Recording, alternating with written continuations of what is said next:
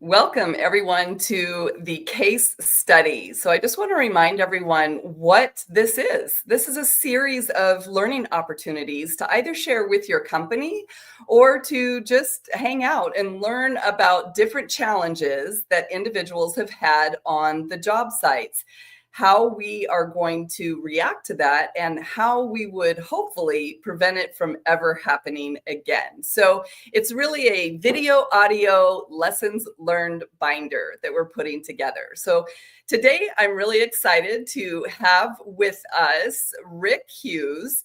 And Rick is going to be sharing with us some challenges. But before we get into that, Rick, I just want to invite you onto the stage to tell the audience a little bit about yourself and what it is that you're doing and what got you to this position. Yeah, thanks, Corey. I appreciate the introduction. My name is Rick Hughes. I am a project engineer for an electrical contracting company, and I just moved here to the Bay from the East Coast just a few months ago. So this is my first job in the construction management role industry in general. So I made a transition from uh, manufacturing for a number of years into doing this, and it's just been Corey's played a pivotal role in helping me get that education to make this transition, and it's been an adventure to say the least. An adventure to say the least, right? Yeah, exactly. Well, while I get my everything figured out here. Here we go. So I just want to go into that a little bit further because, sometimes in construction, we enter the construction industry by accident or we enter in a different season of our life. It doesn't all start in the trench from the very beginning. And so you mentioned that you had tremendous experience first in manufacturing and then decided to invest in yourself and get the education together to move into construction. What made you want to make that change? Well, ever since I was a kid, my sister and I we joke that we didn't have coloring books. We had graph paper, and we just drew floor plans. My dad had this dream his whole life of building a house, and so he was always playing with floor plans and blueprints, and so we did just by proxy. But it kind of built this love for construction for us when we were kids. We helped him build different add-ons and renovations in our home and stuff. And so for the longest time, I wanted to be going in that direction, but I kind of fell into manufacturing by just because it's where I was able to get work. I grew up in Alaska, and the construction season is short there from about mid-November till February or so. It's too cold to work outside. So at 40 below, we cut off construction, 40 below zero.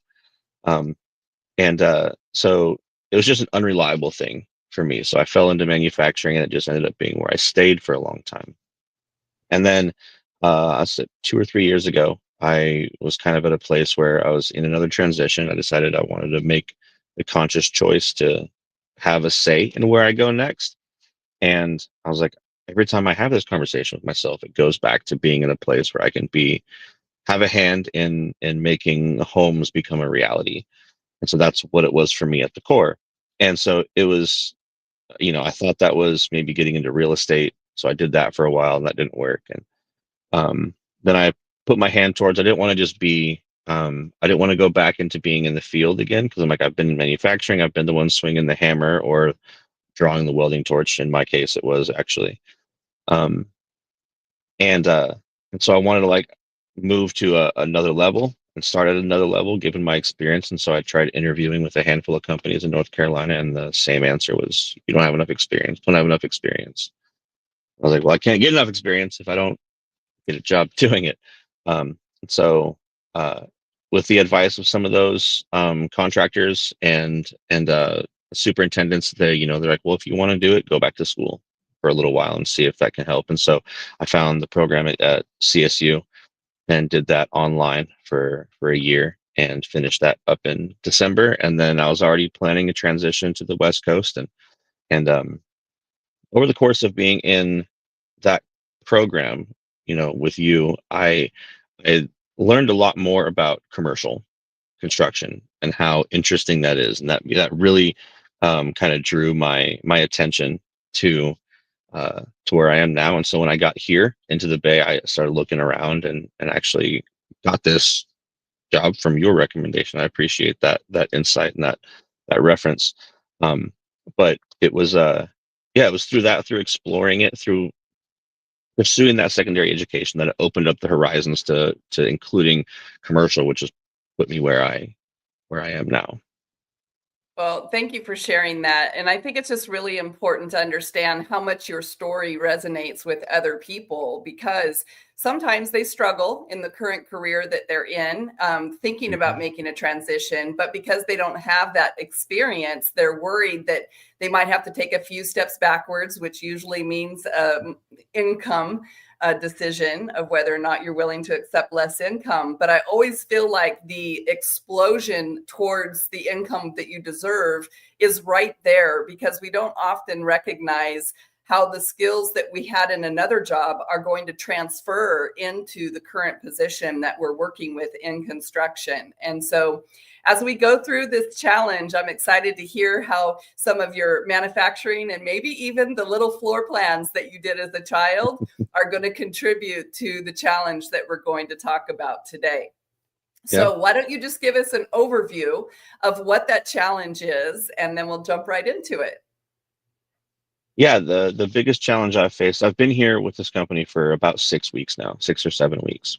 And the biggest obstacle that I've found, that I've faced personally, but also that's been the biggest obstacle for our team, has been what seems to be that the architect and the engineers in designing this property, this project, um, used a lot of, it feels like a lot of copy paste, boilerplate, cookie cutter specs, drawings, different aspects of setting out our directions, that were not thoroughly reviewed for final production. Um, and so in the first 5 or 6 weeks, we were upwards of 150 RFIs in from our GC's Procore, and now we're up to about 180. Um, we're at 9 weeks, 8 weeks, 9 weeks, boots on the ground. And so that's put so much work onto myself and the PEs at the other subs and with the GC, which has been great in one way because it's made me really get to know the other PEs really well. Yeah. We become friends, and but it's caused a lot of unnecessary additional work, um, uncertainty, lots of, our BIM coordination meetings are taking hours every week, to, I think we're cleaning up our clashes yesterday. I think it was something like 220 or 225 clashes that have been recorded and addressed because of how many shifts and changes and incompatibilities we've had to face and discover over the course of this. Things like putting together my lighting package for the facility. We've gone from our original drawing set to the where we are now has a discrepancy of about 300 light fixtures, which is about 12% of the original count. And so it's obstacles like this for me are things that, as I'm trying to learn this new thing, throw a ton of new wrenches into these gears, because in the perfect world you'd get this set of drawings and this experience and this project laid out, and you can go through it and coast through it and learn everything you need to learn, and then you can start solving problems. I'm having to learn by solving the problems that are coming up, which is also fine because it's a challenge and it's fun for me to do that. But it's just posed a lot of questions, a lot of uncertainty, a lot of cost changes, budget adjustments, conversations with then our subs, um, down the line for like getting our gear submitted so PG&E can get power to us. The amount of changes we've had to make, that has put us back. I think we're 5 weeks behind schedule on getting our gear installed. It's a significant chunk of time for a Yeah. massive component of this project. Um, but it's because these details weren't ironed out for compatibility or usability. So now they have to be live adjusted. Well, let's talk about that for a second, because I have to protect our architects and designers just an itty bit here, even though I 100% agree with you. This is one of the biggest issues and problems that we have in construction, is just the lack of really accountability to the design and what is going out in the field to build from. And in the way that I see it, it's almost as if the architect is like the general contractor. A general contractor is responsible for their subcontractors and is responsible for coordinating and collaborating work that is going to produce a final deliverable. In the architect's station, or in their group of people, they have consultants, which include these other designers, that really the architect's responsible for the collaboration and coordination of everything that goes on with that team. It's not just slapping together a bunch of drawings from a bunch of different consultants and then giving it to the general contractor to figure out. In that said, not all architects do work this way. So it's really easy to say, you know, our architects don't have any experience. They don't know constructability. They don't know how to build it. I know that's not what you're saying. I'm just making that clear because I always get the same feeling when everybody throws all teachers in the same bucket about all teachers are bad, stay away from colleges. And so I have a little bit of defensiveness about that. But I love what you explained. And by the way, I also love you putting your numbers and percentages in there because of our personal relationship. I know how analytical you are. So I love how you're able to look at things that way. But is the designer involved in these meetings that you're having? And is there any kind of culpability or like comprehension of, yes, okay, I can see where we went wrong. Let's look ahead and try to fix things early now so that we don't have to continue having these 2-hour meetings to fix everything as we're going along? What about jumping in front of it and taking care of some of those issues? Yeah, as far as their, taking accountability and their presence in the meeting, the architect is involved in every BIM coordination meeting we've had. They're involved in a weekly sub. They attend the GC's sub coordination meeting weekly as well. So they're aware and involved. And they didn't just hand us a set of plans and say, "Here, go do it." Ask us if you have questions. They're there, attentive, and answering some of these questions live for us. Actually, yesterday the architect in our BIM coordination meeting was like, "Hey, I just want to thank all of you for being patient with us because we realized that we didn't do our due diligence in making sure we had all of this stuff, all these ducks in a row for us to make this project as clear as possible." And so I do appreciate them taking that accountability. Absolutely. That had to feel nice. Forward though, I just want to quickly understand, what is the delivery method for this particular project? Was this a traditional design bid build, or is this a design build project so that you would have expected some design and collaboration throughout the project? Yeah, so our scope is primarily just bid build. We're not taking risk. There's some aspects that we are helping to have design, but we aren't actually designing them. We have subs that are designing them. Things like our fire detection system. We're not handling that. We have a sub that's taking care of that on our behalf. A lot of our low voltage systems, we're not designing, but we're accepting responsibility for someone else to design as our sub. So that makes it complicated because we still, at the end of the day, hold responsibility for the design, but we're not actually the ones designing a whole lot. So that's fantastic. It gives me a better understanding of that dynamic that's going on with everybody in your group. What are some of the steps that, instead of just fixing problems every time you meet? Because, what I'm hearing is the amount of time that's spent doing this for both you and the architect, these are intangible costs that are really hard to recover in a project. So when we're looking at wanting to be profitable on a project and working together as a common team on a project, in order for the successful completion of a project where everyone is able to make a profit, what kind of things are you able to do with this team that you have gotten together to problem solve the future of this project? Yeah. So one of my obstacles that I'm facing in this is because I've never been in an electrical uh, uh, situation, like job like this. I don't have any electrical expertise. The extent of mine is I was a welder for years, and that's where my electrical expertise cuts off and ends. And that's not very extensive. So Literally, I yeah.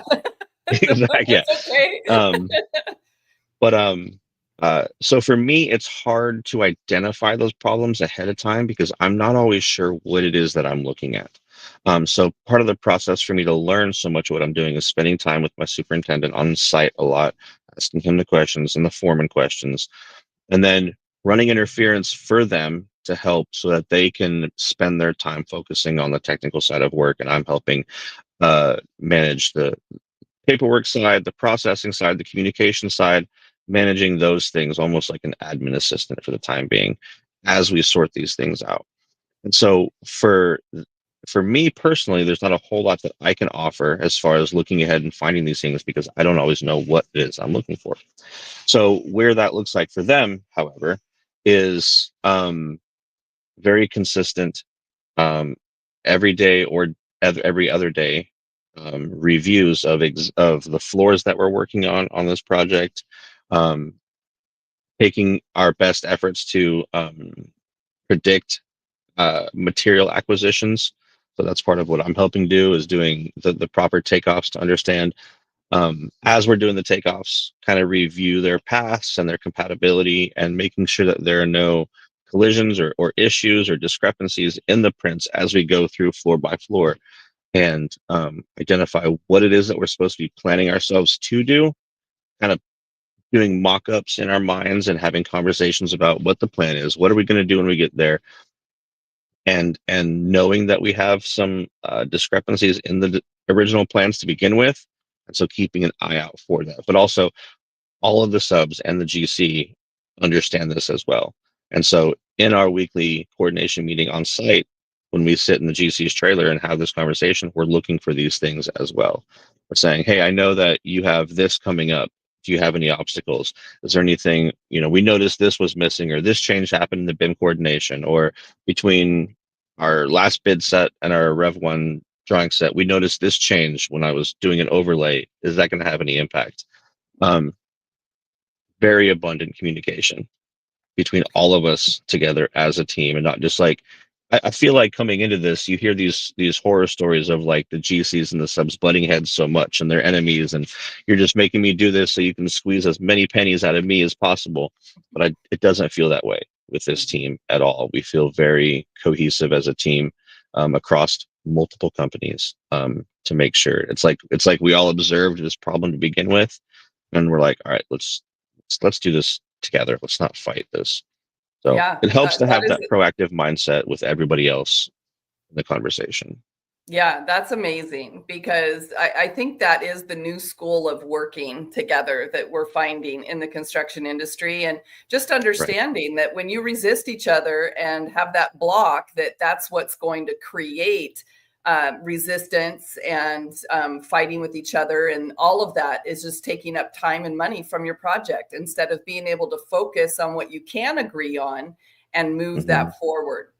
So I just want to offer a couple words of encouragement to you. And that Absolutely. is that I'm hearing you say, and this is what other people in the audience are thinking, I don't have enough experience to solve these issues or problems. I'm here to learn about electrical. By the way, learning by fire hose. So I don't really know how much I'm retaining through this entire Yeah. process.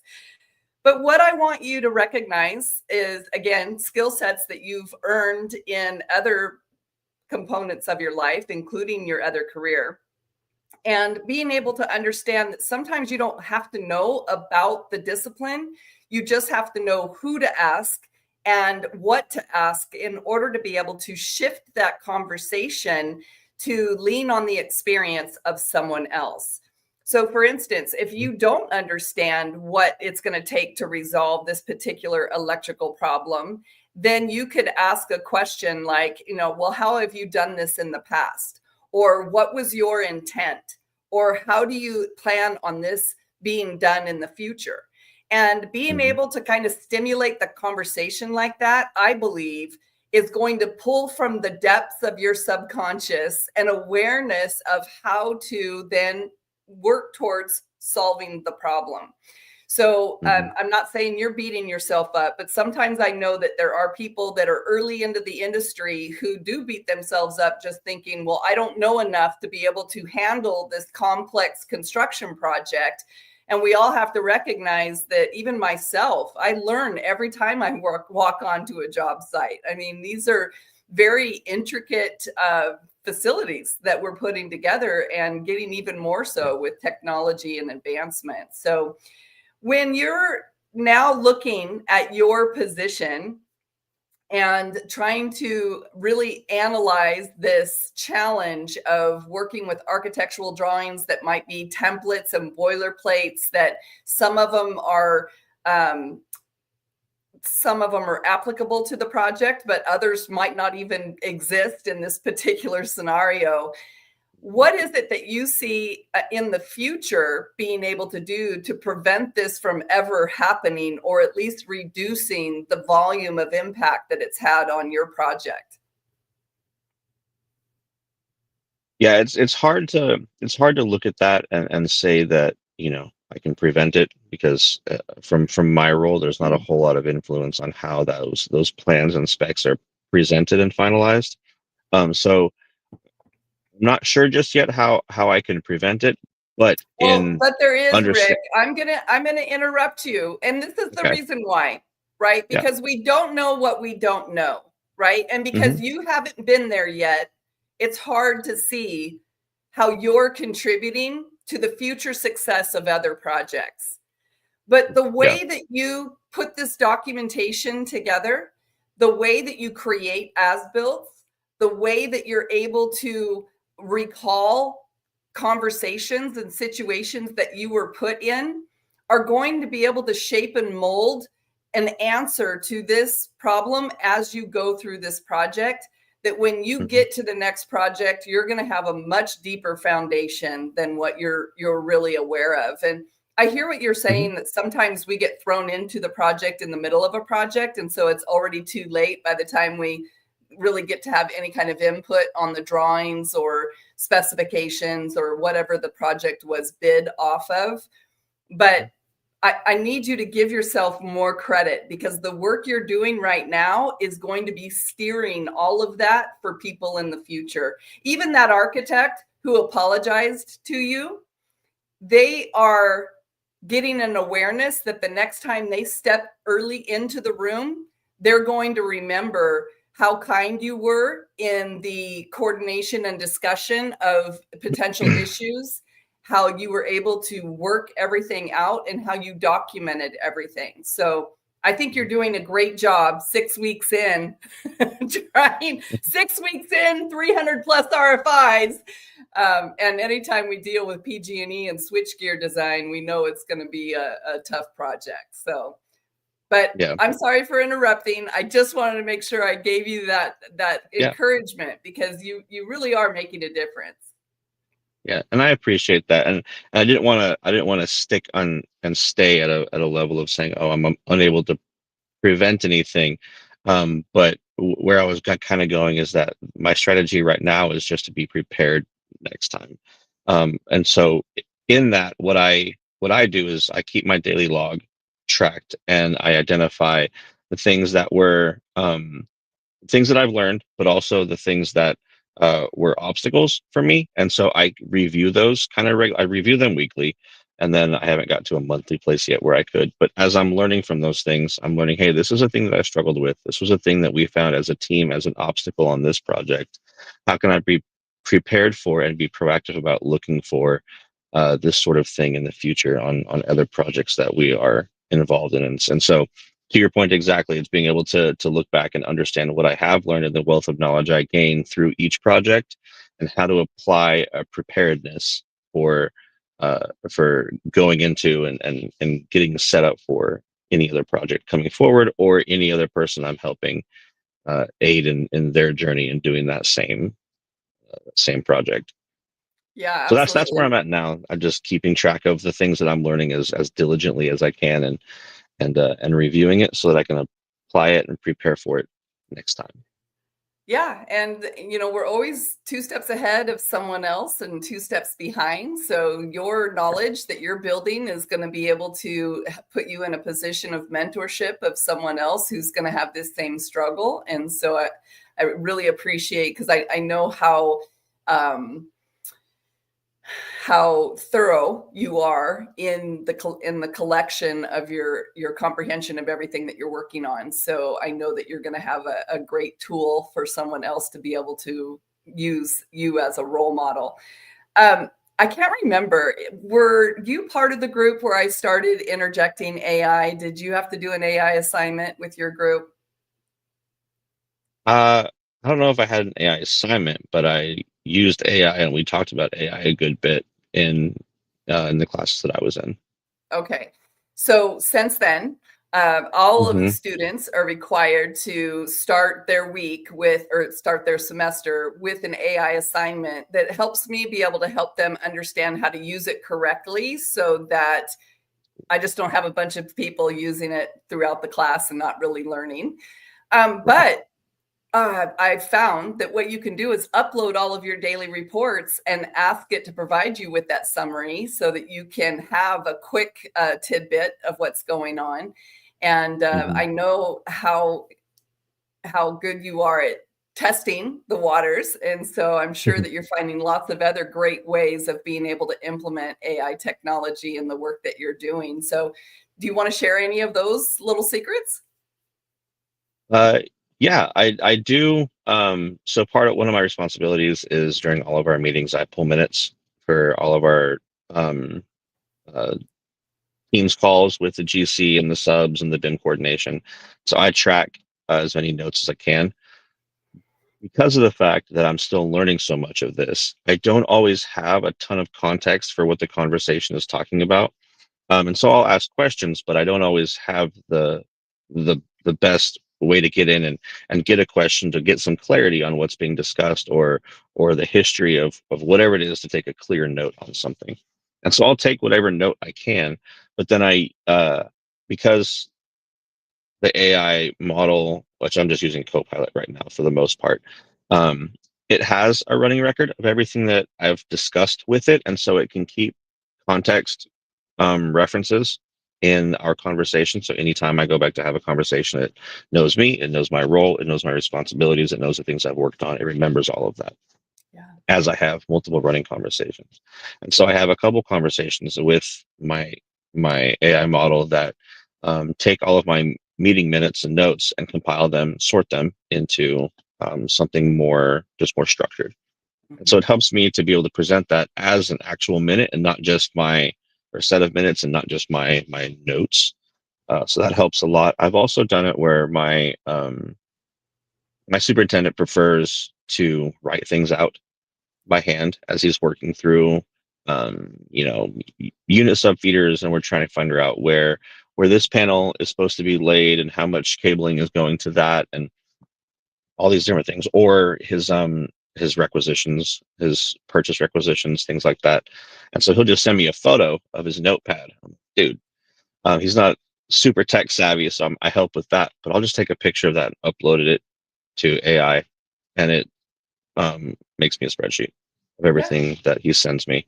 And so I was able to do that with a unit schedule for this building. And so we're able to identify a lot of information by just building out how long is it. That was for identifying our labor allocations. How many Yeah. people is it going to take to run this floor on this thing because of this number of units and all that sort of. So taking his photos and his way of preferring to track his own information, and then using AI to convert a handwritten paper note into a spreadsheet has been super helpful for Yeah. me because I No, this is live in fantastic and a Excel, right? perfect example of how we can do what we call reverse mentoring, where you're able to support and help someone that's more seasoned who might not want to learn the new technology or, not necessarily resistant to it. It's just that they have other things that their focus is on that they're good at, and they want to focus on those things. And so being able to have someone that knows how to manipulate it a little bit is great. And I Mhm. love the fact that you're willing to, in that moment, understand that I don't understand the full context around this topic, but I can very quickly research that with AI to get an understanding, because I think that everyone gets worried that younger people use AI to kind of cheat their way through the process instead of understanding that it's also a very valuable education tool that can provide quick, condensed information to help you with context as you're moving through your project. Absolutely. And I think such an obstacle in utilizing things like just the internet as an entire whole, entity is that there's a colossal amount of information overload, and having to decipher through all of that and distill it into something that actually is relevant to what it is that you're looking for is made so much easier by being able to ask a clear, concise, specific question to an AI model that can then take that information and distill it into something useful for you, instead of you having to go through Google, going through Reddits and articles and forums and all these different things, to tech manuals to figure out what it is you're looking for. It can be a matter of quick minutes. Yeah.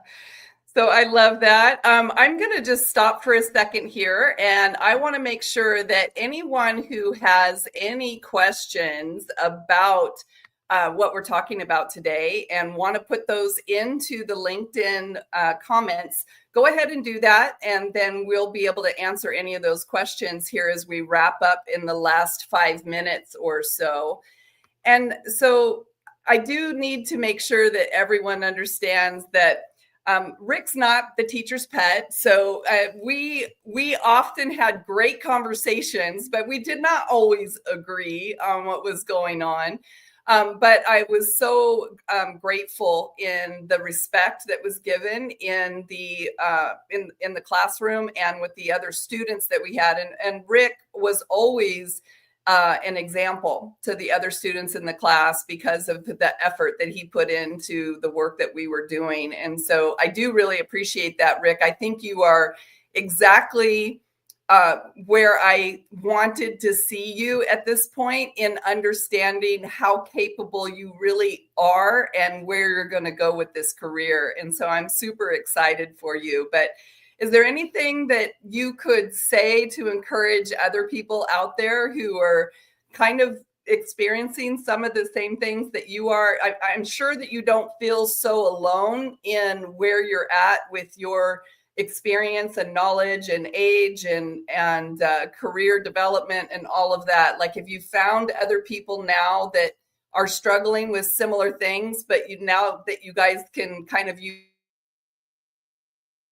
unite together, you the light at the end of the tunnel? Yeah, I first of all, thank you. I appreciate that.